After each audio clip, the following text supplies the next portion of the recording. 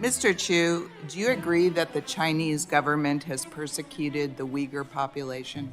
Congresswoman, No. if you use our app and you open it, you will find our users who give not- all sorts of That's not content. my question. My question is, do you agree that the Chinese government has persecuted the Uyghur population? My role here is to I explain think what you're our being platform pretty does on this. evasive. It's a pretty easy question. Do you agree that the Chinese government has persecuted the Uyghur population? Congresswoman, I'm here to describe TikTok and what we do as a platform. And as All a right. platform, we allow our users to freely express All their right. views on this issue Earlier and any other today- issue that matters to them. Well, you didn't answer the question.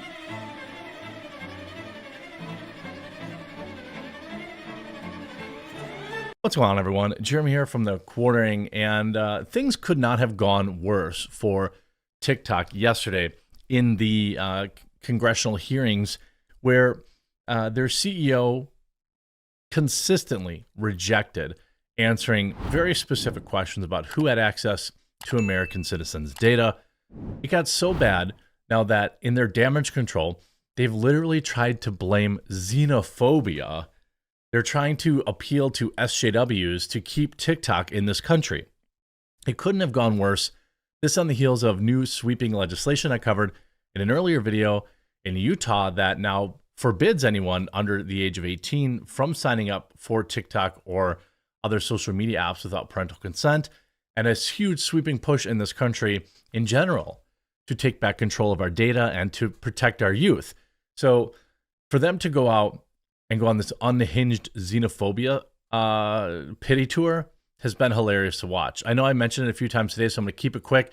I'm moving all my conversations to my Gilded server, which is linked in the description below. It's the same thing as Discord, but they're not run by SJWs. I mean, it's still run by a super huge mega corporation, but they're not run by SJWs. And weekend massive sale, trying to add 1,000 new customers to Coffee Brand Coffee, whether it's our coffee, tea, or cocoa. I have a huge discount, 17% off.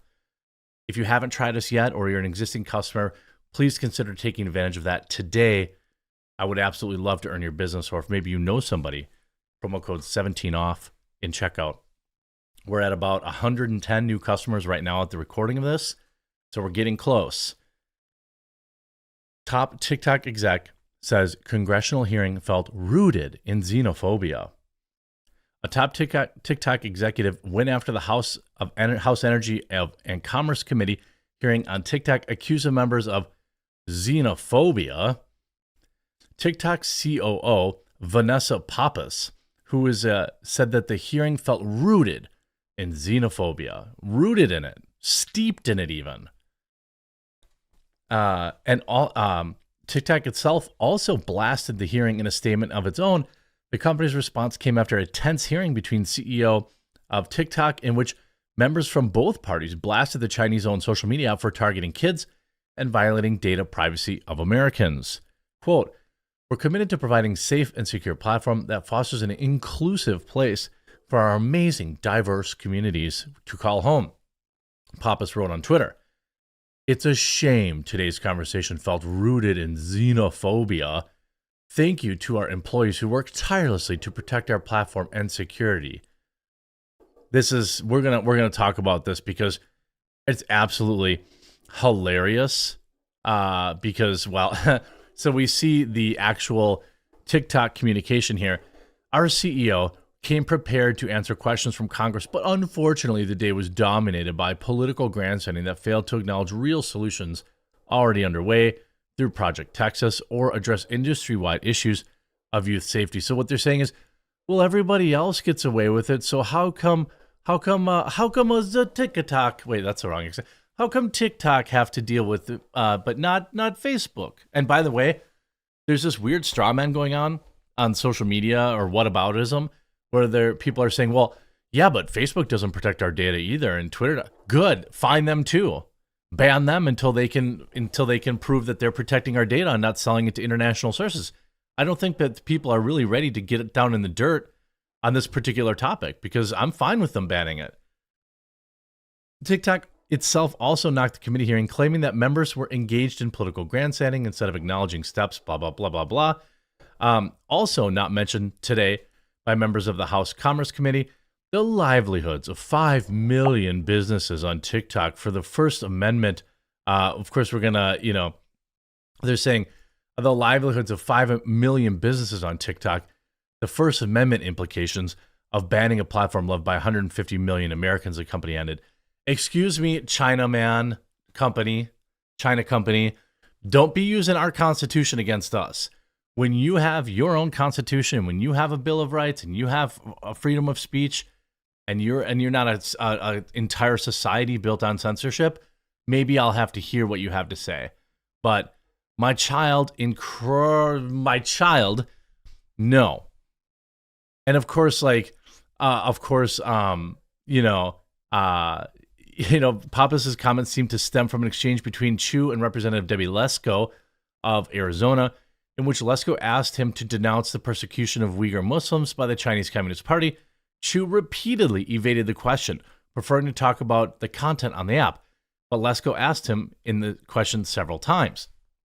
Do you agree that the Chinese government has persecuted the Uyghur population? Lesko asked. If you use our app and you open it, you will see our users who give all sorts of content, Chu said. Well, it's deeply concerning to hear about all the accounts of human rights abuse. My role here is to explain what our platform does, says Chu, before being cut off again. I think you're being pretty evasive, Lesko interjected. It's a pretty easy question. She then asked her question a third time. Congresswoman, I'm here to describe TikTok and what we do as a platform. I mean, to be fair, yes, but also many believe that your entire speech and response to the United States government was written by the CCP, a fact that you refuse to acknowledge or debunk. And you see this person like, here's Vanessa. And he said, Vanessa, do you personally condemn this? She writes, yes. How can you sleep at night? I mean, look, TikTok doesn't have anything to do with the Uyghur population. I understand why people want to use it against them because, this is something that the CCP does. And I mean, she's getting absolutely destroyed.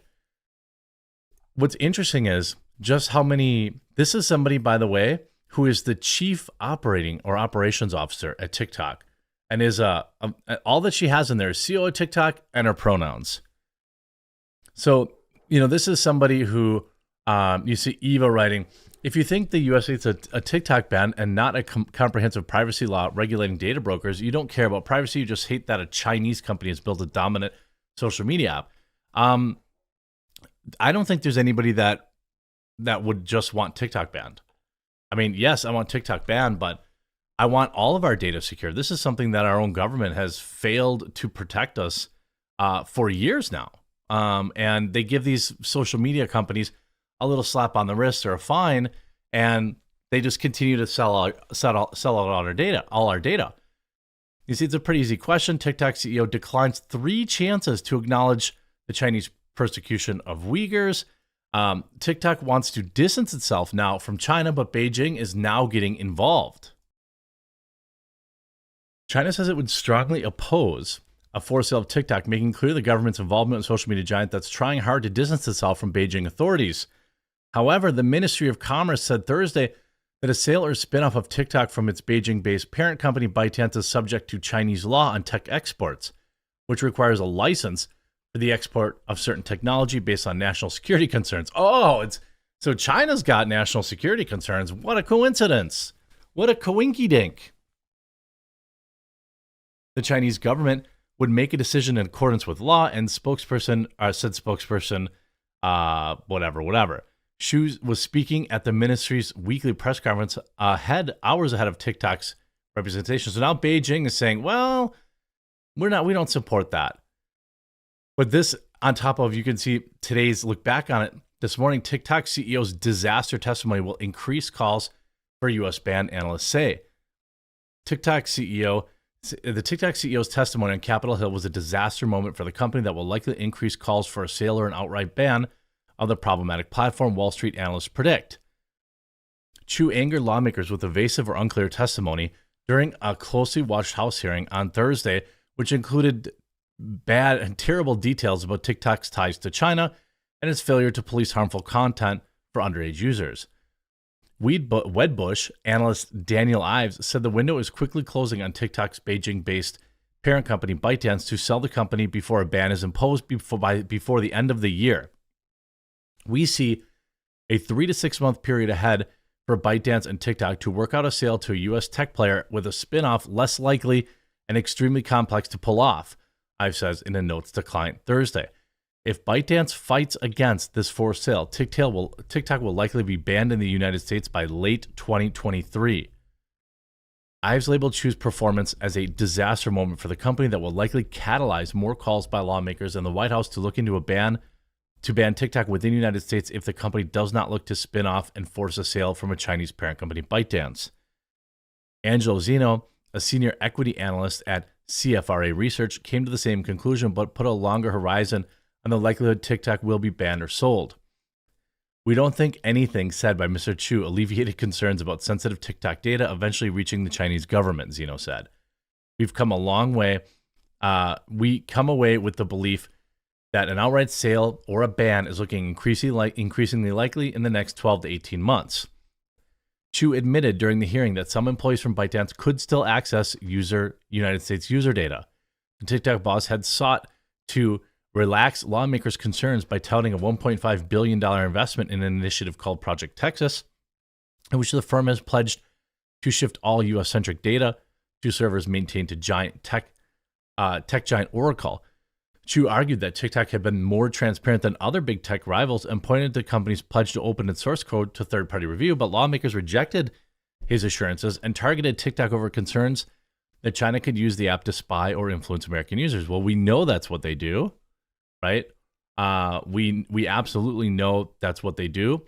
We know that the algorithm in China is not full of the degeneracy that it is here in the United States. We know that self-harm is something that is easily accessible, maybe even some people believe promoted to youth on the platform.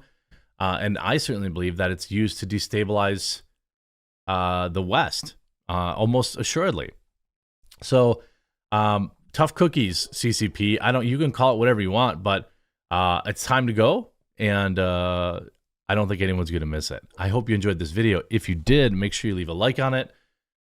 And by the way, don't forget to check out coffeebrandcoffee.com, promo code 17OFF for this big weekend sale. Really hoping to get 1,000 people to try out Coffee Brand Coffee. So even if you don't drink coffee to your cocoa, maybe you know somebody and they want to give it a try, you can share the promo code with them or the link in the description. And we'll talk to you again real soon.